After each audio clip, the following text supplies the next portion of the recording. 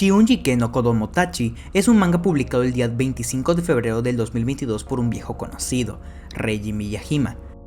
La historia comienza con una plática entre hermanos de la familia Shiunji, los cuales hablan de cómo el otro obtuvo una novia y cómo lo hizo, dándonos una respuesta graciosísima con Shion mencionando que simplemente tenía ganas de coger y listo, para después presentarnos al resto de la familia conformada por la hermana inteligente porque usa lentes y habla con tecnicismos súper obvios, Seiha, la hermana energética, Ouka, la hermana marimacha, por tener el pelo corto, hacer ejercicio y ser optimista, Ruka, Yotsuba,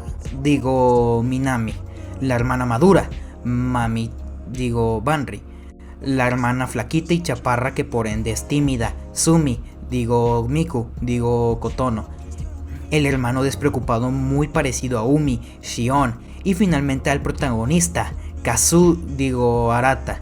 ¿Quién es el protagonista? Quien destaca por ser el protagonista y ser el protagonista y ser un princeso y ser de repente Chad. ¿Ya mencioné que es el protagonista? Bueno, dejando las bromas de un lado, en el primer capítulo nos mencionan que es el cumpleaños de Kotono, y con todos reunidos en la mesa, el padre les menciona que no son hermanos biológicos, por lo que no deben tratarse como tal. Con una sonrisa en la cara y una actitud demasiado irreal hasta para una obra de ficción, deja esta revelación por sobre la mesa. Ante esto los hermanos se quedan pensativos un momento para posteriormente entrar en una aceptación rápida, diciendo que después de todos estos años la sangre no es lo que los une, sino lo que han pasado, lo cual es un mensaje bastante bonito. Hasta que 17 hojas después recordamos que este es un manga de Reiji God, y tenemos la siguiente escena con la cumpleañera expresándole sus sentimientos al protagonista de una manera sumamente conveniente, ya saben, para elevar las ventas. Después de este capítulo básicamente los siguientes se dedican a presentarnos a profundidad las personalidades de las demás hermanas con toques, agarrones de comedia y fanservice, como en el capítulo 3 donde se nos revela que Seiha había presenciado lo ocurrido con Kotono y Arata, y para ponerlo a prueba, recalcándonos el que no son hermanos, ya saben, para evitar problemas, se sube encima de él, dejándonos ver ángulos para nada forzados, llegando a la conclusión de que el tipo se comportó de la manera correcta al rechazarla y dejarle en claro que son hermanos y nada más.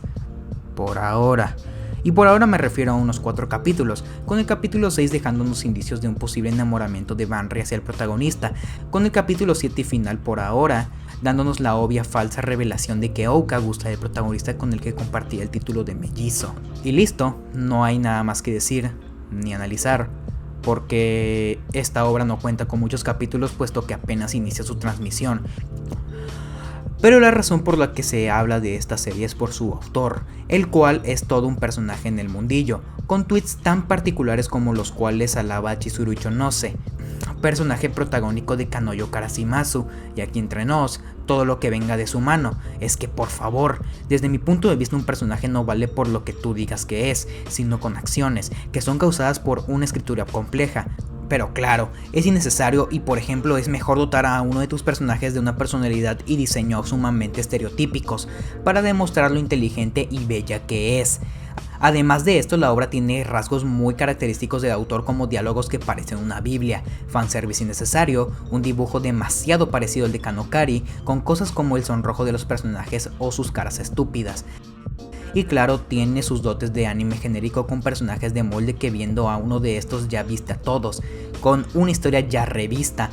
con obras como Gotobundo Hanayome, y sí, sé que aún es muy temprano para hacer una review, análisis o una crítica. Sin embargo, por lo visto, este manga estará en pausa indefinida ya que el autor decidió centrarse en su gallina de los huevos de oro, cosa que veo bien, o sea, por favor, el tipo estaba desarrollando 3 historias al mismo tiempo, así que no nos queda más que esperar a ver si con el tiempo esta obra mejora, o sencillamente es un manga genérico del que tanto gusta el público general. Sin nada más que decir, finalizo el video diciendo que Shiunjike no Kodomotachi es una obra que esperarías de Reiji Miyajima. Bye.